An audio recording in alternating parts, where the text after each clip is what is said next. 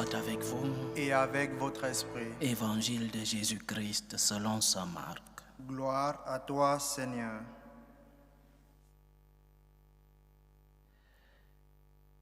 En ce temps-là, Jésus disait à ses disciples, « Celui qui vous donnera un verre d'eau au nom de votre appartenance au Christ, Amen, je vous le dis, il ne restera pas sans récompense. Celui qui est un scandale, une occasion de chute pour un seul de ces petits qui croient en moi, mieux vaudrait pour lui qu'on lui attache au cou une de ces meules que tournent les ânes et qu'on le jette à la mer. Et si ta main est pour toi une occasion de chute, coupe-la. Mieux vaut pour toi entrer manchot dans la vie éternelle que de t'en aller dans la géhenne avec tes deux mains, là où le feu ne s'éteint pas. Si ton pied est pour toi une occasion de chute, coupe-le. Mieux vaut pour toi entrer estropié dans la vie éternelle que de t'en aller dans la géhenne avec tes deux pieds. Si ton œil est pour toi une occasion de chute, arrache-le. Mieux vaut pour toi entrer borgne dans le royaume de Dieu que de t'en aller dans la géhenne avec tes deux yeux, là où le ver ne meurt pas et où le feu ne s'éteint pas. Chacun sera salé au feu, c'est une bonne chose que le sel, mais s'il cesse d'être du sel, avec quoi allez-vous lui rendre de la saveur? Ayez du sel en vous-même et vivez en paix entre vous. Acclamons la parole de Dieu. Louange à toi, Seigneur Jésus. Si nous faisons une lecture et une pratique littérale de cet évangile, je n'ose pas imaginer ce que seraient nous les hommes avec tant de chutes, avec tant de péchés, avec tant de comportements qui parfois ne sont pas ce que le Seigneur veut de nous. Alors ce que le Seigneur veut nous enseigner aujourd'hui, ce n'est pas que nous nous coupions physiquement les mains, que nous nous coupions les pieds, que nous arrachions nos yeux, je répète. Si nous faisons une lecture et une pratique littérale de cet évangile, ce serait contre la volonté de Dieu et contre le message de notre Seigneur. Ce que le Seigneur veut nous faire comprendre, c'est que nous puissions identifier quels sont ces obstacles qui nous empêchent à être intimement liés à lui. Identifie quels sont les obstacles qui t'empêchent d'être en communion avec Dieu. Identifie donc tes péchés. Identifie ces comportements qui sont en toi et qui t'empêchent d'être réellement en grâce, en communion, en amitié avec Dieu. C'est de cela que le Seigneur nous parle dans l'évangile d'aujourd'hui. Identification des obstacles qui sont en nous. Identification des comportements qui empêchent une meilleure relation avec notre Seigneur. Et s'il y a un juge dans ce monde, s'il y a un juge que personne ne peut contredire, c'est nos consciences. Chacun de nous sait exactement quels sont les obstacles qui l'empêchent d'être en communion avec Dieu. Chacun de nous, dans le silence de son cœur, dans le silence de sa conscience, dans son silence intérieur, sait très bien quels sont ses comportements, quelles sont ses pensées, ses actes qui l'éloignent de Dieu et qui ne favorisent pas une meilleure relation avec le Seigneur. C'est de cela que nous parle le Seigneur.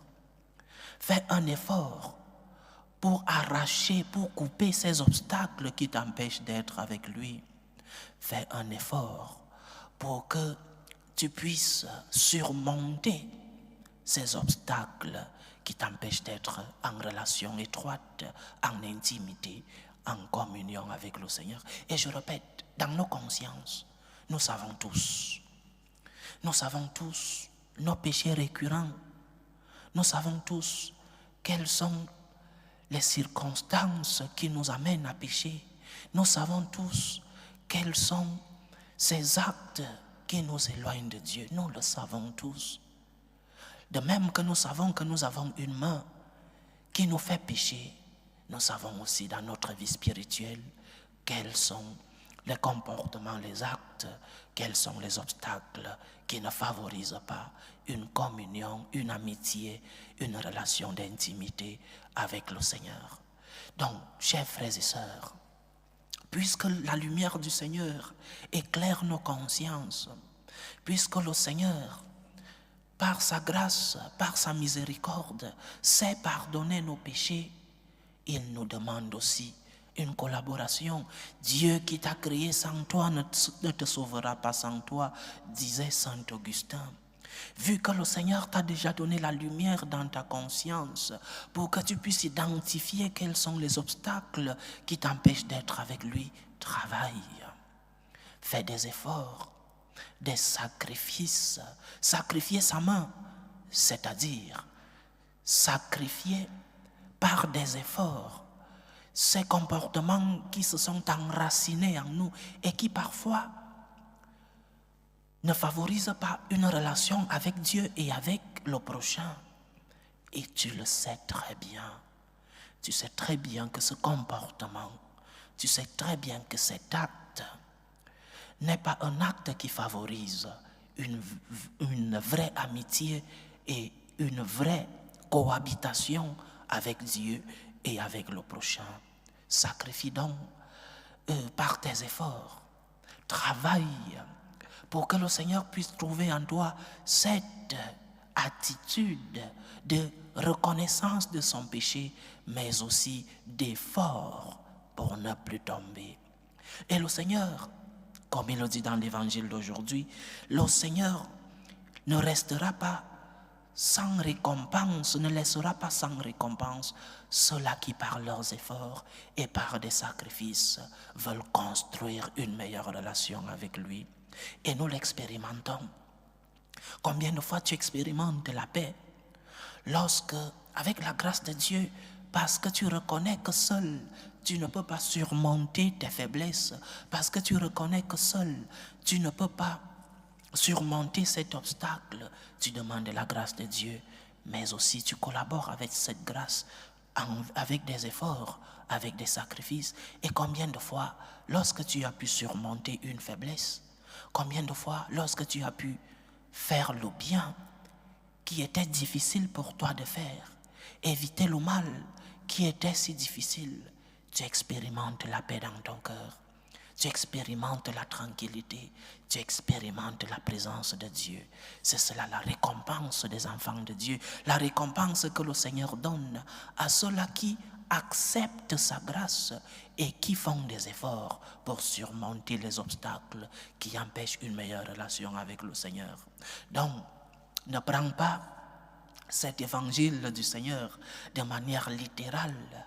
Pose-toi la question, quels sont les obstacles qui empêchent une communion avec Dieu dans ma vie? Quels sont ces actes, ces péchés qui empêchent une meilleure relation avec Dieu? Est-ce que ce péché ne s'est pas enraciné en moi parce que je me suis laissé emporter?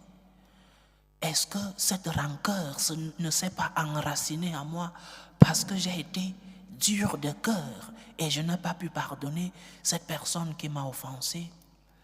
Est-ce que ce péché s'est enraciné en moi parce que j'ai accumulé tant de rancœur et tant de colère que ça devient difficile de pardonner avec le temps? Pose-toi la question, quels sont les obstacles qui t'empêchent d'être en communion avec Dieu? Et vu que le Seigneur te donne la lumière de la conscience, vu que ta conscience est ton premier juge, tu sauras demander pardon à Dieu. Et Dieu qui te donne sa miséricorde et son pardon t'aidera à retrouver la paix, à retrouver la tranquillité dans ton cœur, à retrouver la communion avec lui. Si ta main t'amène au péché, si ton pied te fait trébucher, coupe-le, coupe cette main. C'est en cela, avec tes efforts, en sacrifiant, parce qu'il faut payer un prix dans notre relation avec Dieu. Quel est le prix que tu es prêt à payer pour surmonter cet obstacle? Quel est le prix que tu es prêt à payer pour que ce péché qui s'est enraciné en toi puisse être déraciné avec la grâce de Dieu et avec tes efforts? Es-tu prêt à payer ce prix? Le Seigneur te demande des efforts. Le Seigneur t'a déjà donné sa grâce. Il t'a déjà donné son pardon, sa miséricorde. Il te demande des efforts parce que lui qui t'a créé sans toi ne te sauvera pas sans tes efforts, sans ta collaboration, sans tes sacrifices. Une deuxième lecture de l'évangile que nous avons lu aujourd'hui, les premières phrases de notre Seigneur. Le Seigneur nous dit: celui qui vous donnera un verre d'eau au nom de votre appartenance au Christ, amen, je vous le dis, il ne restera pas sans récompense. La charité. La charité envers ceux-là que le Seigneur a envoyés. La charité envers les pasteurs. La charité envers les évangélisateurs. La charité envers ceux-là qui ont tout laissé pour suivre le Christ et pour transmettre le message du Christ. Es-tu charitable envers ceux-là qui annoncent la parole de Dieu? Le Seigneur s'adresse aujourd'hui à ses disciples, à ceux-là qu'il a envoyés pour prêcher l'évangile. Es-tu prêt à donner un verre d'eau à ceux-là qui te transmettent la foi, qui te transmettent le message du Christ? Es-tu charitable envers ceux-là qui te font parvenir le message du Seigneur? Es-tu prêt, par tes efforts et par tes sacrifices, à donner un coup de main pour l'évangélisation? Tu ne resteras pas sans récompense parce que le Seigneur te l'a promis. Que le Seigneur nous aide à nous efforcer pour surmonter les obstacles qui nous empêchent d'être en communion avec lui. Que le Seigneur nous aide à aider, à être charitable pour que son nom soit connu jusqu'aux extrémités de la terre. Collaborons avec l'évangélisation, collaborons avec la grâce de Dieu pour que nous puissions être en communion avec lui et avec notre Église. Loué soit Jésus-Christ. À jamais.